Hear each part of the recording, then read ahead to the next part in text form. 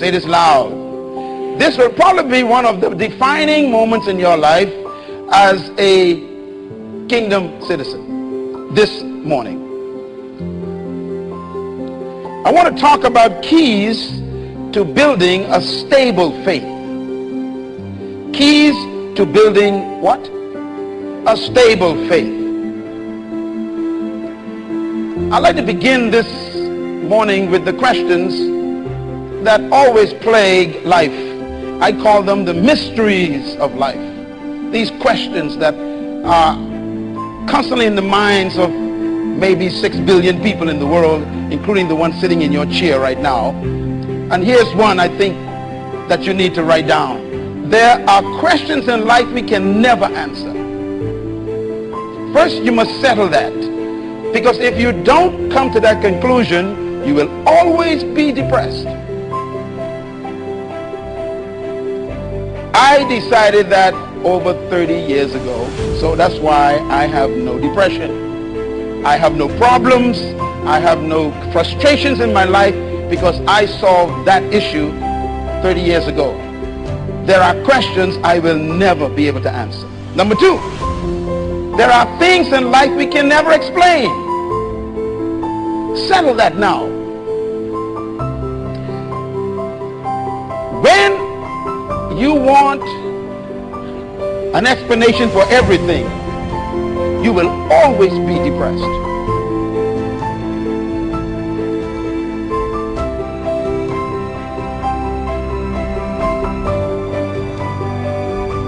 There are things in life you will never explain. Number three, write this down. There are things in life we can never change. 30 years ago, I settled that. So I have a good time no matter what happens. You got to settle that. Weeping, worrying, wailing don't change some things except your blood pressure.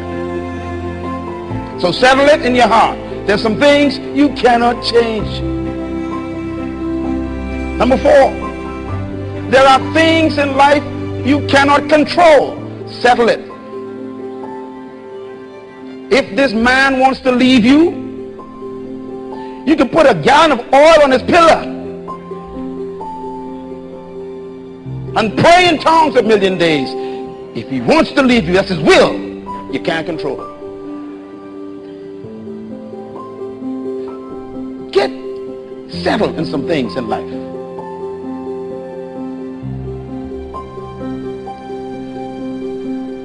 This woman want to take drugs. She's your sister. You love her. But you can't control her going back to the base house. There's some things you can't control. You got to settle it. Question number five. There are things in life we cannot stop. You know, I came to that conclusion 30 years ago. There's some things you cannot stop. So what you do is you make arrangement for it to pass you. Let me say it again. There's some things you cannot stop. So you make arrangement for it to pass you. Because if you can't stop it and you get in front of it, it will still go where it's going, but you'll be destroyed.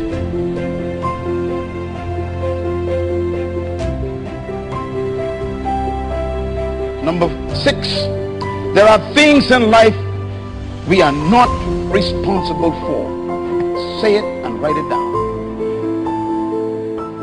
You sent your child to college. You paid the tuition. You tried your best, and they still came out and did some dumb things.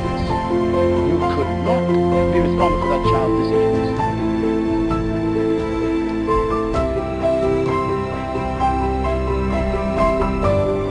Settle it. I say to you, number seven, there are things in life we cannot exceed. This is an important one because sometimes we think that we are all of that.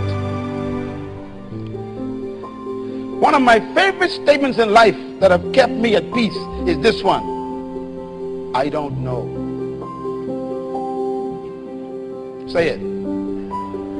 Say it again. That's the most powerful statement you can make in life. There are some things that exceed you.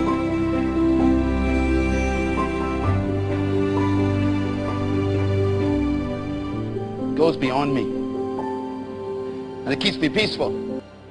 So how do you face life with all these questions? Here's a thought. The key to life is a couple of things. Number one, knowing what is your limitation. You got to know your limitation. If you believe that you are more than you are, then the Bible says you are not wise. You got to know where the line is drawn, when you got to stop, when you can't go no further, when you can't get beyond something. You got to know your limitations, and my limitations keep me peaceful.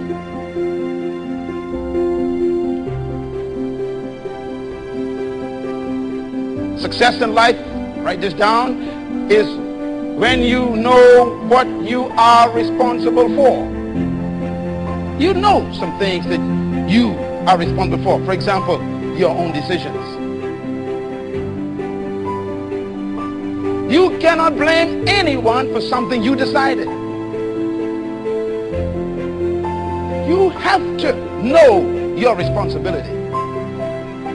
But number three is important. You also got to know what is your responsibility and what is not your responsibility. There are some things I discovered that even God doesn't take responsibility for. Like controlling your will. God died on the cross for you. Gave his life for us, shed his blood for our redemption, went to hell on our behalf, took the keys of death, hell, and the grave, came back out of the tomb, rose again, and he still cannot save us without our permission. He knows his limitation. It is self-imposed. He knows what he won't cross. He will never violate your will. So we got to know what we are not responsible for. And this next one is very important. You got to know what you cannot do. Listen, sometimes your children do dumb things. You shouldn't walk around for 40 years feeling guilty about that. They're old enough now. I remember when my younger brother, who is now a preacher, he's an ordained minister. I remember he got involved in a little bit of negative company and got involved in a little experiment with drugs, and he's the only one in the family that got involved in that. And he's the only one that went to a Christian school, all expense paid.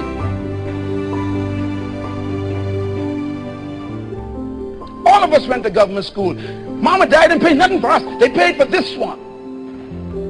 And he got in drugs. And I remember one day the police called the house, and I heard my mother say, "Take him to jail." And she hung the phone up. I said, "I love this mother." Why? He's an adult, she says. Do you know he's out of jail now and he's a preacher? Sometimes you got to go to jail to get your anointing. Some of them parents would say, "Don't send him." Mama say, "Send him. He's old enough to make his own decisions." You got to know what you cannot do. You cannot make people do things.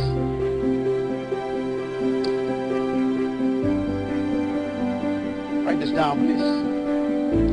This is what I have come to save my life 30 years ago. Everybody say, "Let God be God." Say it loud. Say it louder. Say God loud. Let God be God. Do you know what the greatest temptation in human life is? Attempting to be God. We have the greatest temptation to be God. Now we are gods, but we ain't God.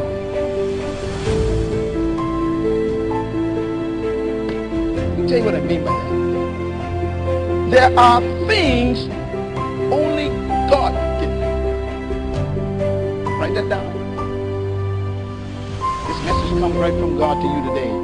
There's some things only God can do. Settle that. Number two, there are things only God knows. You will never know everything God knows. And there's some things God knows that he won't tell you. Why? It ain't none of your business. It's God's business. You don't know what God knows. So let God know what he knows. What you know, you deal with what you know. That's all you want to deal with, is what you know. What you don't know, let God know that. That keeps you peaceful. Number 3, let God be God. Why? There are things only God understands. And I know you probably said that many times, but it's true. God understands some things only he understands. That's why I go to sleep. I remember one time I was up worrying about something. This is over 30 years ago. I dealt with this 30 years ago. And the Lord says, look, 2 of us ain't got to be up. Spoke to me just clearly. He says, 2 of us ain't got to be up. I don't slumber, so you sleep. I went to bed. Say, neighbor, don't sweat it. Go to sleep this week.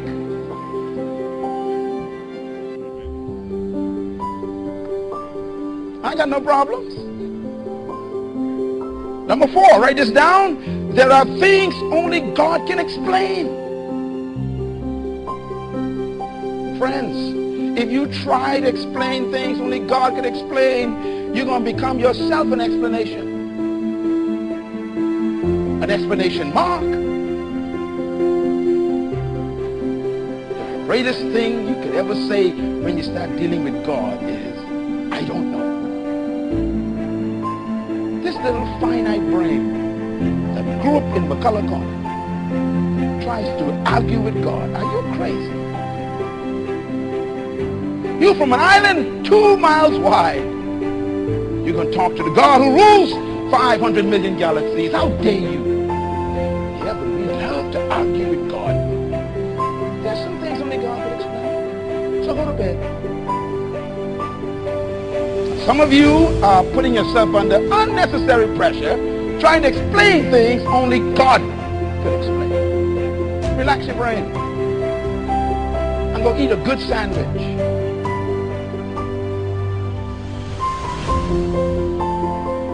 Let God be God. Why? Because you got to know your limit. You only know what he allows you to know. And he don't allow you to know too much.